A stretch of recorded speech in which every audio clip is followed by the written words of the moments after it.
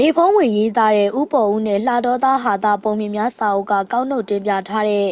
တကြားပေါက်ဆိုတဲ့ဇာတ်လမ်းကိုဖတ်ကြားတင်ဆက်ပေးကြပါမယ်။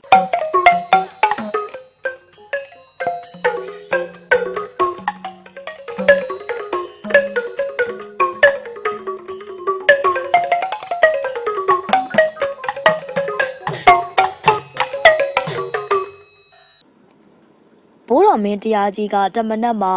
ဘုံကိုးစင်ရှိတဲ့မြာနန်းပြသတ်တော်ကြီးရဲ့ဒုတိယဘုံစင်ဗရင်ပေါက်ကရှူစားတော်မူရင်းအကြံတော်ပေါ်တာနဲ့ညီလာခံမှာဥပေါ်ဦးကိုအမိန့်တော်ရှိတာကဟဲ့ပေါ်ဦးရှင်းမင်းအဆက်ဆက်ကယခုထက်ထိတိုင်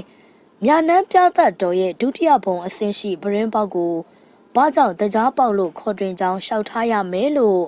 မိန့်တော်မူလေတယ်။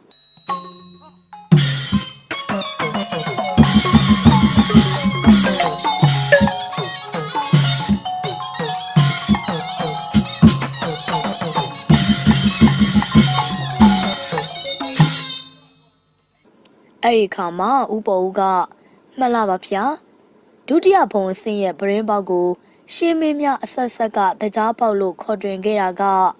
ရှေးဘရင်မင်းမြတ်တို့မှာမင်းကျင့်တရား10ပါးကိုမကျင့်သုံးလောကဓမ္မရာဇာဟုတဲ့အကြောင်း3ပါးကိုကင်းမဲ့ညံဖြင်းပြီးမင်းတို့အုပ်ဆိုးတဲ့အခါတကြားမင်းကမနေနိုင်ပြီးဒုတိယဘုံအဆင့်ပြသတ်ဗရင်ပေါက်ကရောက်လာပြီးတရားဟောပြညွှန်ကြားတာကြောင့်တကြားမင်းကြွလာတဲ့ဗရင်ပေါက်ကိုတကြားပေါက်လို့ခေါ်တွင်တာဖြစ်ကြောင်းပါဖေဟာ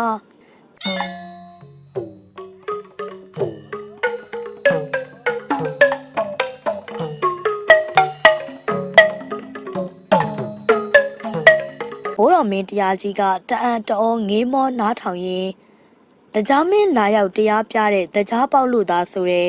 ငါအရှင်စိုးစံအုပ်ချုပ်တော်မူတာကနှစ်ပေါင်းများစွာကြာခဲ့ပါပြီတကြားမင်းတခါမှပေါ်မလာပါဘူးဥပေါ်ဦးရဲ့ဥပေါ်ဦးတော့အဖြေကျက်ပြီလို့ဘိုးတော်မင်းတရားကြီးကထင်ပြီးပြုံးတော်မူလေတယ်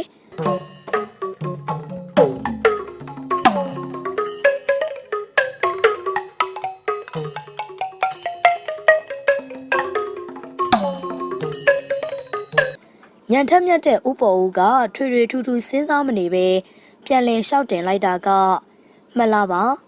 အရှင်မင်းကြီးကမင်းကျင့်တရား10ပါးနဲ့အညီအုပ်ချုပ်တာကတိုင်းသူပြည်သားသာမကနတ်တကြားများတောင်သိကြပါတယ်။တကြားမင်းတရားပြတာကမင်းဆိုးမင်းညစ်တွေကိုသာတရားရစေရန်ပြလိရှိပါတယ်။ရှင်မင်းကြီးကတကြားပေါက်တို့တကြားမင်းကြွလာစေလို့လျင်မင်းဆိုးမင်းညစ်များကဲ့သို့ကြင့်ကြံတော်မူပါလျင်မကြခင်တကြားမင်းကြွပြီးတရားပြလာပါလိမ့်မယ်ဖေဟာလို့ရှောက်တင်တဲ့အခါဘိုးတော်မင်းတရားကြီးသာမကညီလာခံတစ်ခုလုံးကတတော်တော်ရီမောကြလေသည်ဘိုးတော်မင်းတရားကြီးကပေါ်ဦးမောင်မင်းတကြားမင်းကစီမလာခြင်းနေပါစေရာဇဝင်မှာနာမည်ပြတ်မခံပြားစေနဲ့လို့ရည်သွင်းမိန်ကြရင်ညီလာခံကိုဖျက်သိမ်းလိုက်လေသည်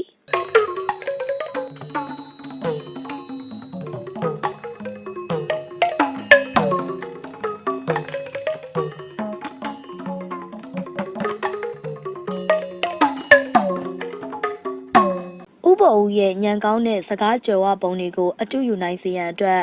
လိုင်းမြန်မာကအခုလိုတင်ဆက်ပေးလိုက်တာပါ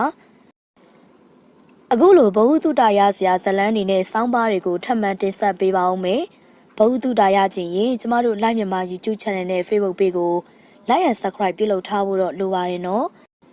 နားတော်တာဆင်ပေးတဲ့အတွက်လည်းကျေးဇူးထူးတင်ရှိပါတယ်ကိုရိုနာဗိုင်းရပ်စ်ပိုးအန္တရာယ်ကနေအားလုံးကင်းဝေးနိုင်ပြီးကိုယ်စိတ်နှပြကျန်းမာချမ်းသာကြပါစေရှင်